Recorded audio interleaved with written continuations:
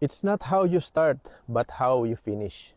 Sa trabaho, sa karir, sa buhay, hindi ka huhusgahan sa kung paano ka nagsimula, kundi sa kung paano ka nagtapos.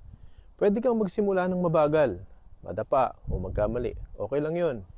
Ang mahalaga, bumabangon ka, nagbabago at nag-i-improve. Kasi kahit nagsimula kang henyo, kung natapos kang drug addict, yun ang tatatak. Kahit nagsimula kang politiko, kung natapos kang magnanakaw, yun ang maaalala.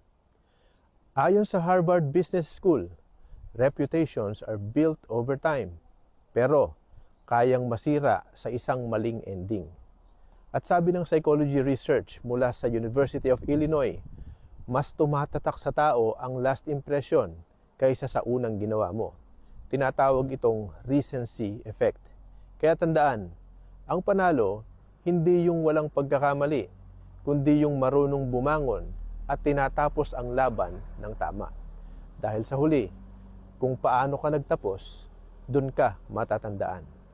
Walang kwenta yung ambilis mong tumakbo nung una, pero nag-quit ka bandang huli.